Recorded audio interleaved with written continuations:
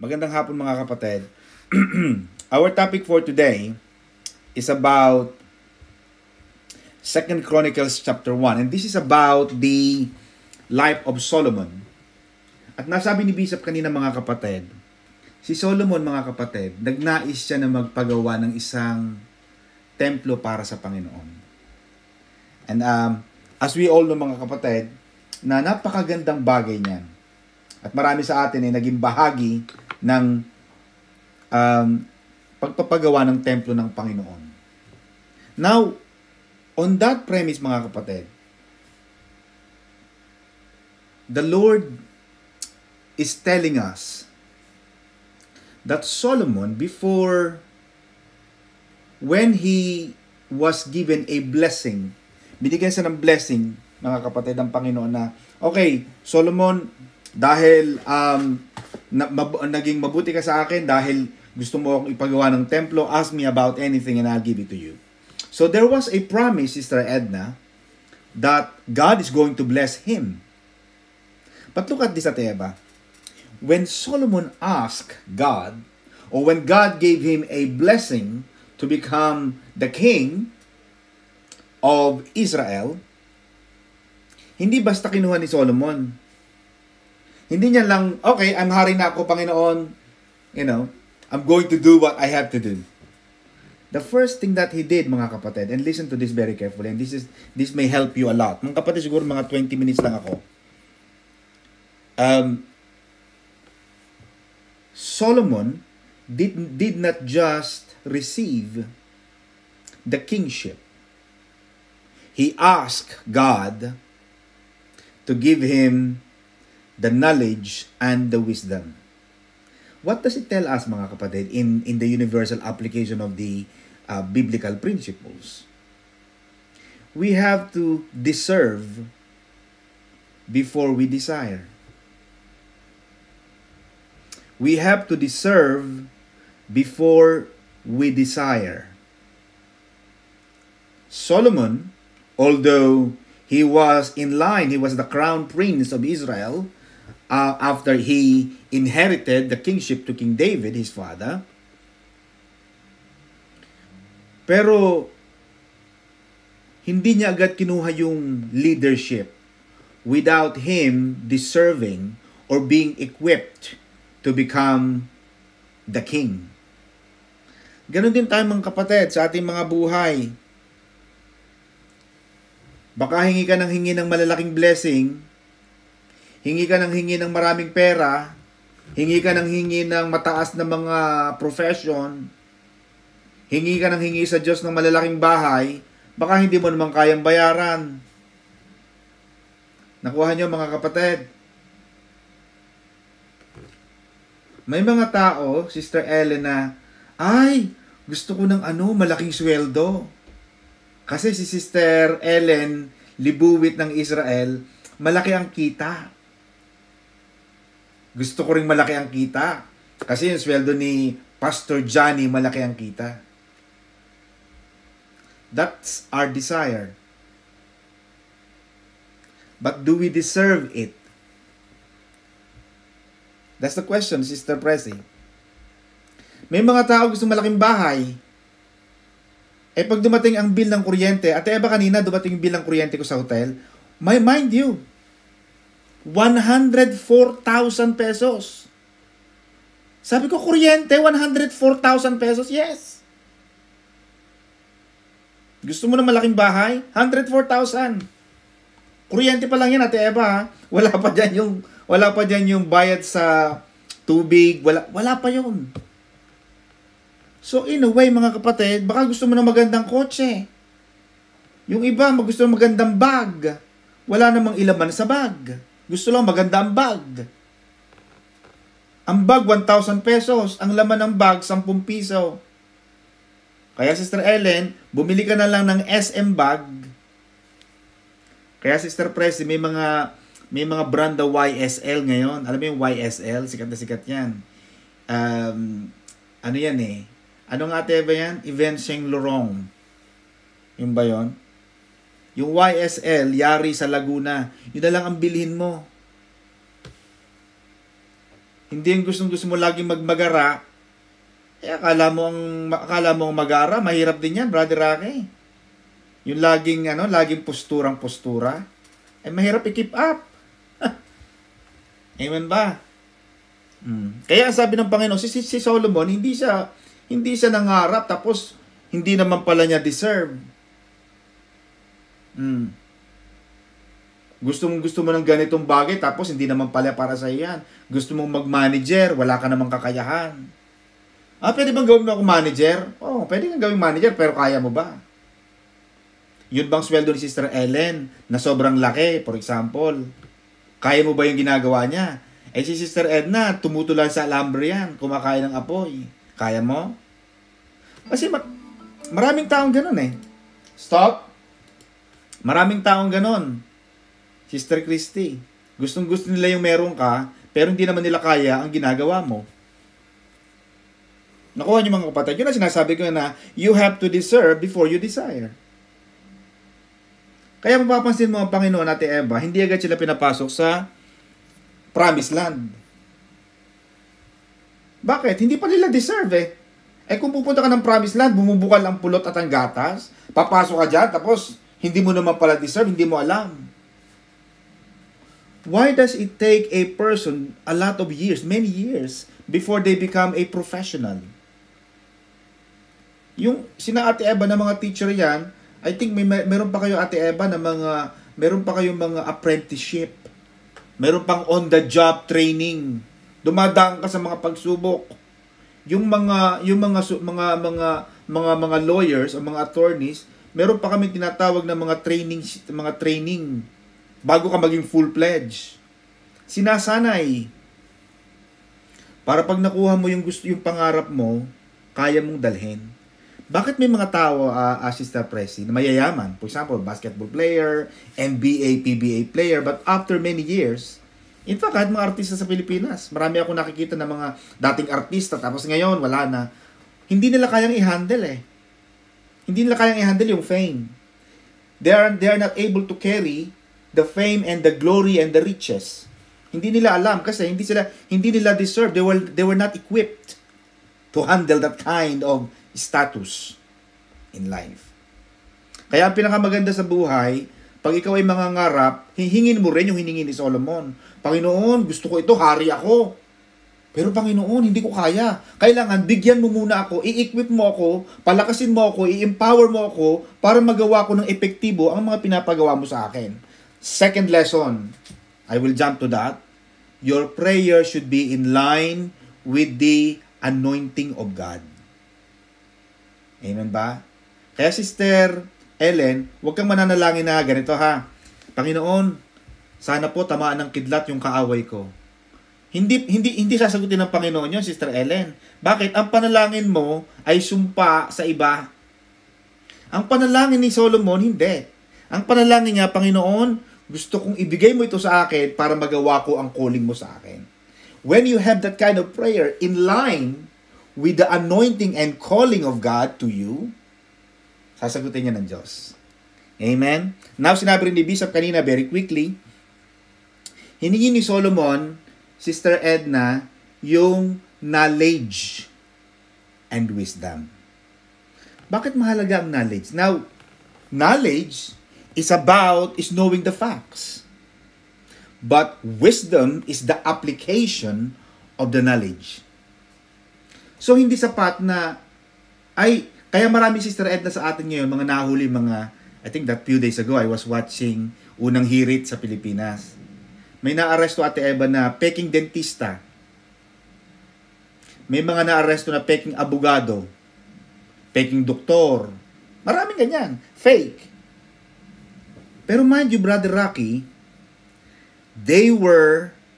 hindi sila naaresto dahil hindi nila alam ang ginagawa nila. They understood. They have wisdom, Ate Eva. But the problem with them, Sister Presi, wala silang knowledge. They are not qualified, they are not licensed, but they have wisdom. Marunong. Ngayon lang naman nauso, Ate Eva, mga chef. Brother Rocky, di ba? Dati sa atin, anong trabaho mo? Yan, sa kusina. Kusinero. Pero ngayon, nagma-masters pa. Sister Presi, anong course mo? Culinary Arts. Pagluluto ng adobo, kinukuli-culinary pa. Grabe. Pero dati wala yun eh. Bakit, Sister Ellen? Importante, hindi lang yung dunong. Pero mamaya, di-discuss ko yung dunong. Mahalaga rin mga kapatid, sa mga kabataan ito, para din sa inyo ito, maganda sa tao ang may pinag-aralan. Maganda yon. Kahit saan kang makarating, kahit saan kang sulok ng daigdig, kasabayan ng matatanda at kasabayan ng ating mga magulang, na kahit saan ka makarating, pag ikaw ay may degree, kapag ikaw ay may titulo, yung title na tinatawag, o title sa Bisaya, kung kayo taga Bisaya, anong title? Mga title, ha? Yung mga yan. Pag ikaw ay may pinag-aralan, amen, hindi yan makukuha sa iyo. So, hindi lang mahalaga yung marunong o yung mauwido. Maganda rin sa isang tao ang may pinag-aralan. Tatanungin nyo ng tao eh. Amen ba, Sister Edna? Tatanungin ng tao yon. Anong pinag-aralan mo? Eto. Nag-aral ako dito. That is knowledge. Now, going to the wisdom. Kasi yung kanina, hinuhuli yung mga peking doktor, peking dentista, peking abogado. Marunong sila eh. Pero wala silang pinag-aralan. O kaya kulang sa pinag-aralan or hindi sila lisensyado. Now, pangit din naman mga kapatid ko, yung lisensyado ka, tapos wala kang alam. Yun ang pinakamahirap. Marunong ka pala, parang accountant o qualified solicitor or lawyer, qualified doctor, pero walang alam. Bopis. Marunong lang sa academic, pero bopis sa ibang bagay. Bopis sa application. Ano ang sabi mga kapatid? Knowledge is knowing a tomato is a fruit, but wisdom is putting this tomato into a fruit salad. Ibig sabihin, hindi lang sapat na may pinag-aralan ka. Dapat, marunong mo ring i-apply yung pinag-aralan mo sa tamang kalagyan. Kaya yun ang hiningi ni Solomon, Sister Presi. Panginoon, wag mo lang akong bigyan ng license. Wag mo lang akong bigyan ng information. Knowledge yun eh. But Lord, give me the wisdom, the ability to apply yung knowledge. Yun ang maganda. Kaya pinagsama niya yon, mga kapatid. Lastly, mga kapatid, dito sa buhay ni Solomon, yung blessing sa kanya, kaya sinasabi ni Bishop kanina na, hingin mo ang lahat ng gusto mo sa akin. Anong gusto mo? Walang limitation, Sister Edna. Hindi sa binigyan ng Panginoon na, okay, humingi ka sa akin na siguro kalahati ng kaharian nito, gato, bigay ko sa'yo. Hindi niya, walang limitation ng Panginoon sa kanya. Hindi binigyan ng limit ng Panginoon ang blessing na ibibigay niya kay Solomon. But look at this, mga kapatid. And I will finish on this. Ibinigay ng Panginoon kay Solomon yung blessing because God was happy. God became so happy that Solomon finished the grandest temple ever built by man. Basahin mo ang Bible, Sister Edna. The most expensive temple ever built by a human, they will say, Solomon did. You see, alam na natin to, Ate Eva, Deuteronomy 28 verse 1 to 14, which says that if you hearken and you obey the voice of the Lord your God, all these blessings shall come and overtake thee. Alam na natin yon. But look at this, Sister Presi. The great blessing of Solomon came from his great obedience. Great or greater blessings requires greater obedience. When I was reading this, Brother Raka, I can't help it but to remind myself when the company that illegally, unlawfully terminated me offered me millions of pesos. because mom and dad believed and obeyed through the years. Naglingkod sila, naglingkod kami, at hanggang ngayon naglilingkod pa rin kami. Naglilingkod tayo sa Panginoon. At ito mga kapatid, sinasabi ko, hindi para sa pagmamalaki, kundi para ipakita ko lang, malaman lang ninyo na ang kabutihan ng Panginoon sa aming buhay. Bakit kami ganito katapang magturo? Bakit kami ganito ka-articulative? Bakit kami ganito ka-passionate magsabi na totoo ang Panginoon? Because we found it. We experience it. We have encountered God. We have seen the goodness and the faithfulness of God. Greater blessings require greater obedience. Talo na kami. Supreme Court. Talo. Dumaan sa pinakamababa yun, ha? Sa arbitrary tribunal, sa labor, dumaan sa upper labor, NLRC, dumaan sa Court of Appeal, dumaan sa Supreme Court. Lahat yon, isa lang ang nanalo kami sa gitna. Pinagbabayad pa kami ng danyos perwisyo. But because nakipagmakatwira na si Bishop at si Pastora sa Panginoon, sinabi mo sa mga salita na kapag kami ay sumunod sa iyo, walang pagsalang aani kami ng aming mga itinanim. Panginoon, laban ito ng aking anak. Ako. Panginoon, give us this day. Alam mo, sabi ko sa inyo mga kapatid, napatunayan ko itong greater blessing requires greater obedience.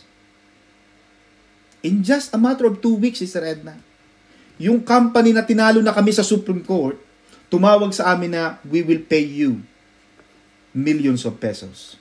At yun ang binili ko ng hotel. Bakit? Nakita ko yung pagsunod ang susi sa kasaganaan. Gusto mo ng malaking kasaganaan? Nangangailangan yan, kapatid, ng malaking pagsunod. Selective obedience will bear selective blessings. But greater blessing requires greater obedience. Kaya kung gusto mong maranasan, kapatid, talaga yung full blast, sumunod ka sa Diyos. Yun lang ang susi. Sabi ng Panginoon, kaliwa, kanan. Kung saan ang sinabi ng Diyos, just do it. Ang sabi ng Panginoon, if you do what I command you. Ano sabi ng Panginoon? Sino ang aking mga kapatid? Sino ang aking mga magulang? Sila. Itong mga tao sumusunod sa utos ng aking Ama. Sila ang aking mga magulang. Sila ang aking mga kapatid. Kaya sabi ng Panginoon, Sister Edna, if you obey me, if you abide in me, ask anything in my name, and it shall be done for you. Amen, mga kapatid. So naniniwala ako na kayo na mga sumusunod sa Panginoon, tayo na sumusunod sa Panginoon, mga kapatid, ask. Ang sabi ng Panginoon at Eva, ask and you shall receive. Ang sabi ng Panginoon, seek and you shall find. Knock and it will be open for you.